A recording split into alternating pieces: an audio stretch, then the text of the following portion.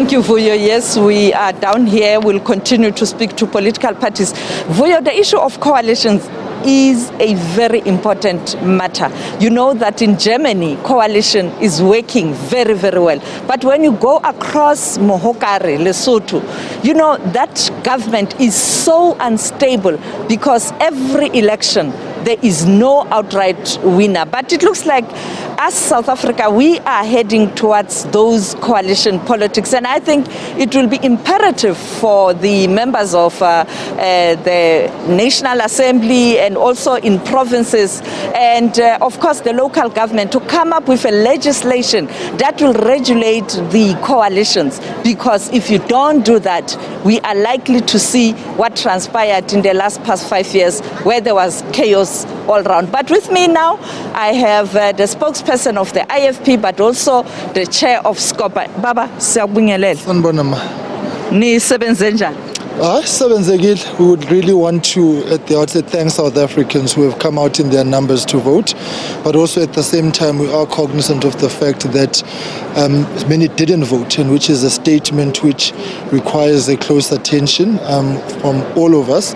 But the IFP has got a track record of service delivery, and where we were actually in government before these elections, we have retained all those municipalities and have also then gone on to extend our reach and reclaimed lost ground. So we are on a positive trajectory of growth, but also at the same time the heavy weight of responsibility is not lost on us, and so the IFP will really be hitting the ground running once the councils have been constituted. In terms of KZN, where you are really dominating for years, you'd recall at some point in time you were even in control of the province. You lost it due to the breakaway and the ANC making inroads. That strategic move by the ANC to take the former president of South Africa, Jacob Zuma, to national, and that was appealing to some voters in KZN. That was the chess move by the ANC then. But ANC is now having challenges in that province. Did you make any inroads? Yes, we did. In fact, we are on a surge in KwaZulu-Natal. We have reclaimed municipalities across the province, including Clinched district, Mkhuleko district, Amajuba is in the offing. If you look at the local municipalities, really, the IFP has been like a vacuum cleaner. We're really taking everything. But also at the same time, we want to push back on the tribal politics because it's inconsistent with the South African outlook of a nation united in its diversity. And we certainly do not want to have a political agenda which is about Mr. Zuma. The agenda here is about service delivery, and I think testament to that is that Nkandla municipality remains in the IFP control. We've taken 12 of the 14 wards in that municipality, and of course the growth of the IFP in that district, Nomthonjane, Nomlalazi, Nomfolozi, and Nomhlathuze speaks to an IFP that is going to regain control of the Clinched district. So we are quite confident that the numbers that are on the board will change overnight because we have consolidated the numbers with the structures, and so that is why we are quite confident that we have done everything that was necessary for the IFP to reclaim lost ground. And I must add that we are now headed without any glitch in our stride to 2024. We want the province back in 2024, and we're going to do everything possible, and we've proven today with these elections that that's possible. As a young leader, the issue of the transition to the young generation of, in terms of leadership of these old parties, it is such a problem. I mean, I watched your manifesto launch. Very well organized, slick, the chairperson, the leader there talking and sticking to issues.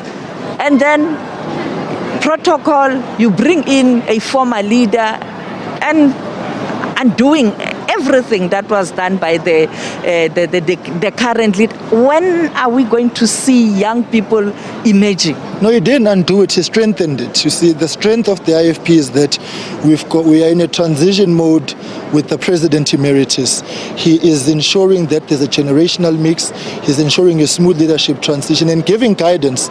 You will recall it's the first time the party was changing leaders in 44 years. The IFP views Prince Buthelezi as an asset, and that as a South African elder statesman has got a role to play.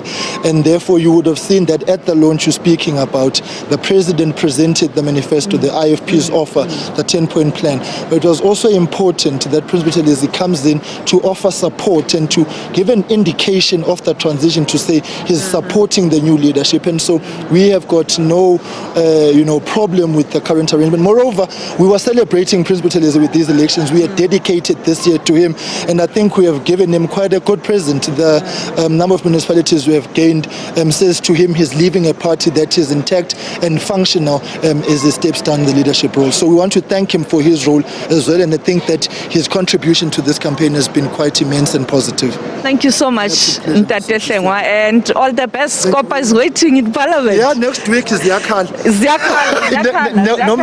Yeah, there's a lot to be done in Parliament. To be done, and I think that municipalities are a key strategic focus if you look at the rot that has been going on and the transgression. So we will have to work with the new councils to get things right. So definitely we will be hitting the ground running in that aspect as well. But thank you very much, ma. Thank you so much, sir.